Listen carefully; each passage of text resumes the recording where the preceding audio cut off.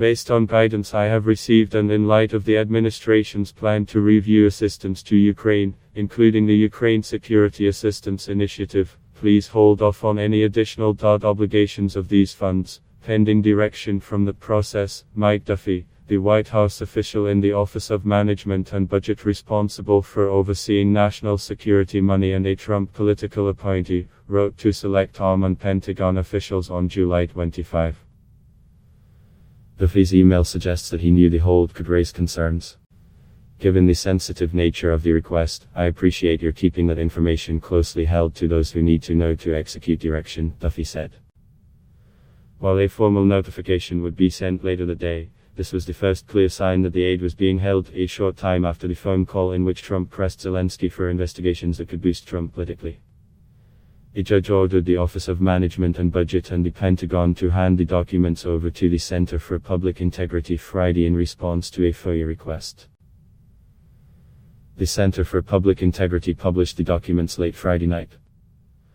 While much of the release was redacted, the documents shed some light on the conversations between two government organizations who were carrying out the president's orders even amid concerns by some that they could run afoul of the law.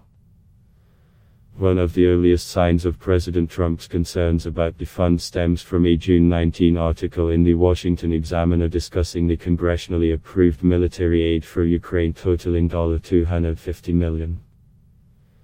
The president apparently took note of the article, and Duffy asked the Pentagon's chief financial officer about the plan to support Ukraine the same day the article was published. The president has asked about this funding release, and I have been tasked to follow up with someone over there to get more detail. Trump would go on to freeze the funds, and as the freeze dragged on, officials began raising concerns about the possibility of getting the money to Ukraine in time, even if the hold was lifted.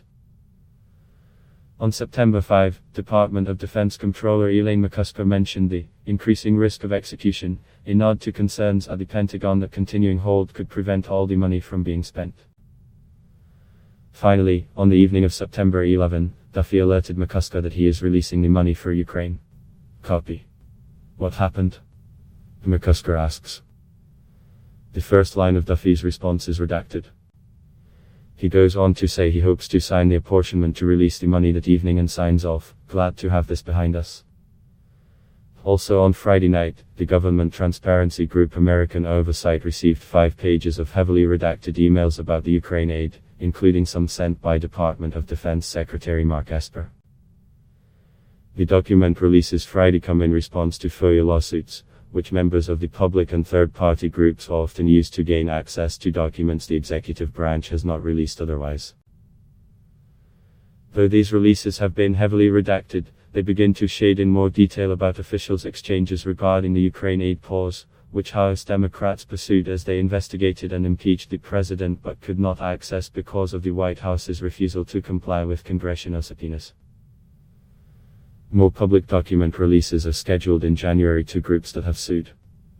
CNN's Austin Bundy contributed to this report.